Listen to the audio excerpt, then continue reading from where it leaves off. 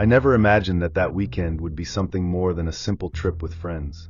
It was an isolated, quiet country house, and we were all excited to escape the routine.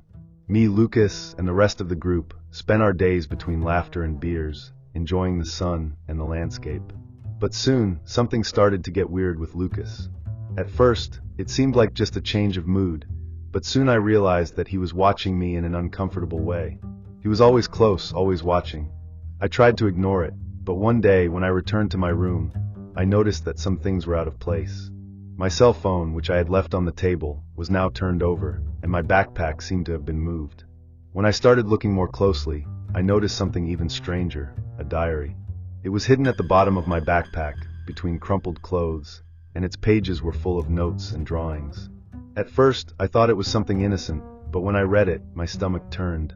The diary was full of obsessive thoughts about me, talking about every move I made, describing things that no one could know, as if he was constantly watching me.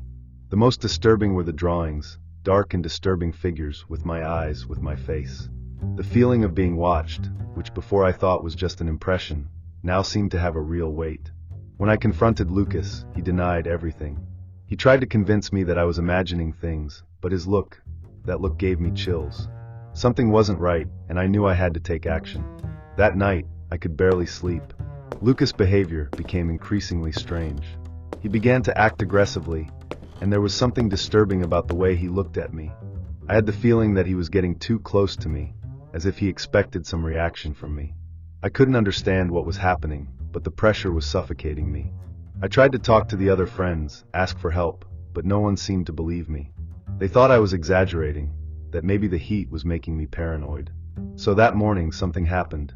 I woke up with a noise coming from the corridor, and when I went there, I found Lucas standing at the door of my room, staring at me. He didn't say anything, he just stayed there in silence. It was as if he was expecting something, but I didn't know what. The confrontation that followed was tense. I tried to force a conversation, but he refused to talk about the diary or what was happening. His words began to get more threatening, and the tension between the two of us grew rapidly. I knew that if I didn't act, it could end very badly. At that moment, I had a feeling of absolute fear, as if he was able to do something without any remorse. The worst thing was that when I finally managed to get away, I realized that he was still watching me, as if it wasn't just what he was doing, but an obsession that had grown inside him, a need to control myself, to possess myself. I walked away from him that night, but something inside me knew that it wouldn't end there. Something dark was still to come. In the following days, Lucas' behavior became even more erratic. He began to spend more time alone, locked in the room, and became more and more distant, as if he had lost all interest in the group's activities. But the worst was yet to come. One afternoon, while everyone was gathered in the living room, Lucas approached me calmly, almost whispering, "I knew you were going to find out." He didn't look the same anymore, his eyes were empty, and his voice had a low and threatening tone. I tried to stay calm, but fear took over me. He was no longer the Lucas I knew, he no longer seemed to be my friend. What I felt was something even deeper, something that seemed to accompany me, to haunt me like a shadow. I knew something very wrong was happening. I didn't want to stay in that house anymore. I decided it was time to go home, but the others insisted that everything was fine, that I was exaggerating. So that night, I took my things and left alone, without saying anything. But on the way back, I couldn't get rid of the feeling that Lucas was following me. I looked through the rearview mirror, and for a moment, I thought I saw him behind me. My heart raced.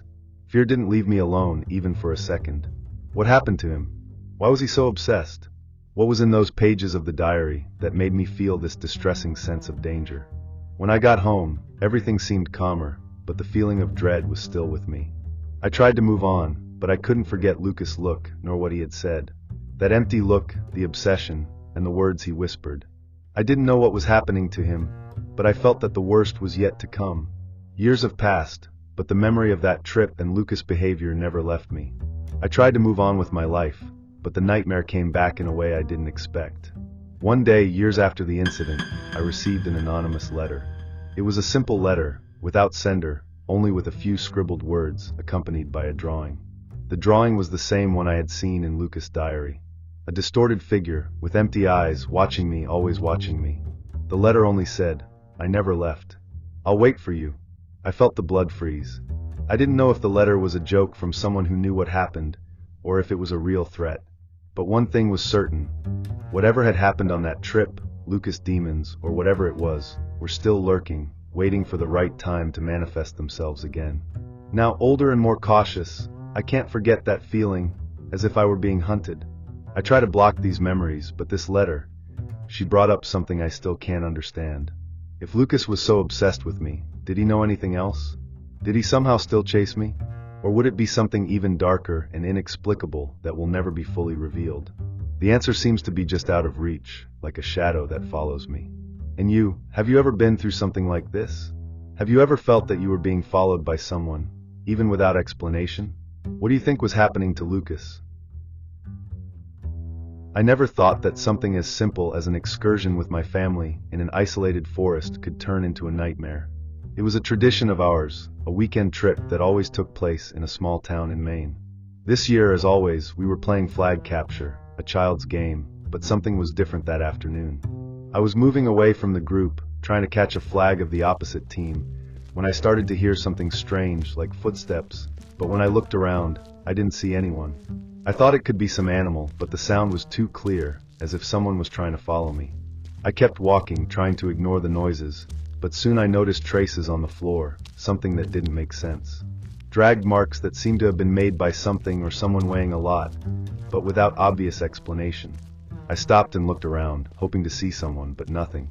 No person, no sound other than my own steps and the wind in the trees. I went back to where the others were, feeling a strange restlessness. They didn't notice anything abnormal, but I couldn't get the feeling of being watched out of my head. When everyone got together to continue the game, I tried to put aside the strange feeling, and made aside that everything was normal. The next day, when I woke up, the feeling of discomfort was still with me, as if something had happened, but I couldn't explain it. As if the night had been watched by something that didn't belong there. I went to check my things and, to my surprise, I found something I hadn't put in my sleeping bag, a keychain. It was a simple keychain, but I had never seen it before. There was no reason for him to be there, especially after we had all searched the items the night before to make sure nothing was out of place. I asked everyone to check, but no one had seen that keychain, not even me. I was confused and a little paranoid. How would he have ended up there? No one else seemed to understand the weight of that, but I knew something was wrong. Something or someone had been watching all of us last night, and I couldn't help but think about what could have been. The feeling of being watched was consuming me. But the strangest thing is that no one else seemed to have noticed anything unusual. No one else felt what I was feeling. And soon that keychain, the only indication of something strange, ended up becoming the center of my obsession. That night, I went back to the forest alone, determined to look for more clues. I wanted to understand what had happened, why that mysterious keychain had appeared, and what I had actually heard in those hours I spent alone. As I walked, the silence seemed even deeper. There was nothing, no animal sound, no wind. Just the echo of my breath. I arrived at the place where I had found the marks the night before. But what I found now was even more disturbing. A line of marks that seemed to move, as if something had followed my path exactly as I had done it, but in an even faster, more stealthy way. In an impulse, I ran back to the camp. When I arrived, everyone was gathered around the campfire, smiling and laughing, as if nothing strange had happened. I didn't know what else to believe. I stood there, without the courage to tell what I had found, but the feeling of being watched has never left me since that moment. Until today, I never knew who or what was really there in the forest that night. Have you ever experienced something that left you with the feeling of being watched without explanation? What do you think it could have been? We went to the country house in the mountains of Colorado for a quiet weekend. A group of friends, eager to escape the routine and enjoy the peace of an isolated place. We arrived and, at first glance, the house seemed to be the perfect refuge. From wooden walls and large windows overlooking the snow-covered mountains, the place had that rustic charm. After we packed things up, we had a small meal, drank some wine and started talking, laughing about the simple things in life. It seemed like a night like any other, until something strange started to happen. It all started with steps. At first, I thought it was just the wind, but then, when the steps were repeated, I became more attentive. It didn't seem to be the sound of some animal. It was much heavier and more intentional. I looked out the window, but I didn't see anyone. I laughed at my friends, trying to push away the uncomfortable feeling, but when we went to the door, we heard a light touch, as if someone was knocking outside. I called everyone to investigate, and as we left, I realized that the lights in the house were starting to flash. We went towards the door, and when I looked at the front window, I noticed something that made me stop suddenly. There was someone there watching us, standing still but without movement. We decided to investigate, and I won't lie, the feeling of being watched didn't leave me alone. We went outside the house, but there was no one. The trees were as quiet as the house, and everything seemed normal, except for a strange sensation in the air. The friends started laughing, trying to relieve the tension, but I couldn't get rid of the idea that something was wrong. We tried to get back to the routine and continue at night, but the sounds continued, now more frequent, and every time someone moved away from the house, the steps seemed to go closer. The strangest moment came when we decided to call the police. One of us picked up the phone, called the emergency, but the signal was abruptly cut off. The line became meek, as if no one was on the other side, and before we could make another attempt, the light in the main room flashed again and went out for good. We went to the room to look for flashlights and something to light up the house, but I couldn't help but notice that each of us seemed to feel the same chill. Something was there, watching. I began to question if we were really alone, or if the place had some kind of presence or story that I preferred to be hidden. In the room, everyone was trying to calm down, but the windows were so gloomy, and the curtains moved as if something or someone was outside. We tried to call the police again, but the phone didn't work anymore, as if it had been sabotaged. Silence took over the house, and we all got more tense with each passing minute. The light on the balcony flashed intermittently, and the sound of something scraping at the door made us run to it, but there was no one. The feeling that we were being observed intensified. Finally, we got together and decided it was time to leave, regardless of what was happening. When I opened the door, something caught my attention. Outside, the snow that covered the floor had been altered, and there was something written there. "You should never come back." The message was in large letters, almost with a force that seemed to emanate from the earth under it. We couldn't understand. Who would have done that? How could someone write in the snow so precisely, without leaving traces? Fear paralyzed us, and at that moment, the desire to leave was greater than anything. But the feeling that the danger was there, at our door, was real. Now, what do you think you would do in this situation? Have you ever imagined in a situation like this?